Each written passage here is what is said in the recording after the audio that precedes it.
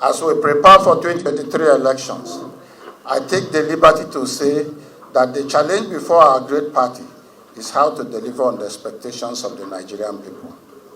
Nigerians are looking up to the PDP to rebuild our nation, to protect lives and property, to restore the respect of Nigeria within the Committee of Nations, to realign the political structure of Nigeria to reflect the current realities, to revive our economy and save the Naira, to rebuild our broken down social fabrics, to create jobs for our teeming youths, and rehabilitate our collapsing educational systems, among others. My brothers and sisters, the summary of these expectations is that Nigerians expect PDP to return to power so that our nation can resume the march to greatness again. The above tasks are no mean ones. The political pedigree, vision and credentials of who leads the party to accomplish these tasks must command priority attention and consideration of our great party. It is in furtherance of this that I put forth my credentials and records for your consideration. One, I would like to state that I have stood with our party, the PDP, in good and in bad times. Like most loyal party members, I have had my moments of elation in the party as well as difficult times, but I never moved. I have never switched party. I have remained in PDP from its foundation till date. Therefore, I make bold to say that I can be entrusted with the vision, mission, values, and principles of PDP as a committed party man. Two, I have been privileged to understand our national problems and appreciate their enormity and peculiarities in the last 21 years from my vantage positions in both the legislative and executive arms of government. Therefore, I have a clear view of the task ahead, as well as the solutions needed to advance the cause of our country. Three, my records as President of the Senate and as Secretary to Government of the Federation clearly show that I am more interested in building strong institutions than seeking enhancement of personal power or position.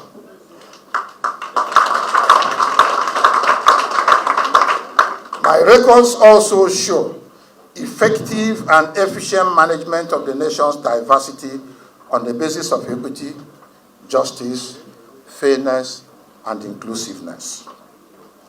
Four, I am a committed believer in the rule of law and will always promote and protect the sanctity of lives as well as the rights and liberties of all citizens. My brothers and sisters, I consider it a privilege to stand before you today to brief you and also consult with you on my resolve to step out to contest for the leadership of our beloved country. My decision is a product of some years of prayers, reflections, and introspection on not just my capacity and preparedness to take on the task ahead, but also deep thoughts on our national challenges and the solutions they demand. My brothers and sisters, my experiences notwithstanding, I do not claim to be the most qualified from the Southeast or any other part of the country for that matter. I'm only offering myself to continue my service to my country in the capacity of President of the Federal Republic of Nigeria at a time I believe that my experiences will be needed to save our beloved country from drifting further.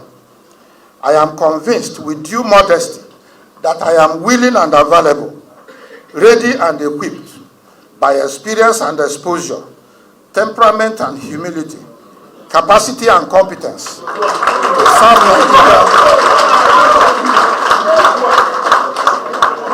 to serve Nigeria at this point in time as her president. I must take the liberty of this event to specially convey my deepest appreciation to the Governor of Enugu State, Right Honorable Ifeanyi Ugwuanyi, and his brother, the Governor of Abia State, Dr. Okezie Ibazo, both of whom have incredibly led our party to greater heights in the Southeast. I am also to inform you all that I have individually briefed them and consulted with them. I have also consulted with leaders and statesmen, party elders, and other critical stakeholders across the country. The purpose of this consultation is to gauge the mood of the nation, seek counsel, blessing, and listen to leaders and elders on their perspectives on the way forward for our country. That is why I am here before you today, my own people.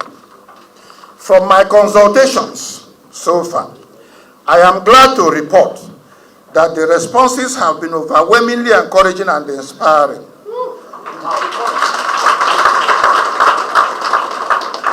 Above all, I am also happy to report that the mood of the nation favors the rotation of the presidency to southern Nigeria. It is also to my knowledge that the Southeast stakeholders have repeatedly made the case for zoning the presidency to the Southeast for equality, for equity and fairness. Nevertheless, you may recall that when I declared my interest to contest for the presidency, I was emphatic that I will contest whether the presidency is zoned to Southeast or not. This is because if the presidency is zoned to Southeast, it will satisfy the just demand of equity and fairness. If it is not zoned to the Southeast, it will remain a burden on the conscience of the nation.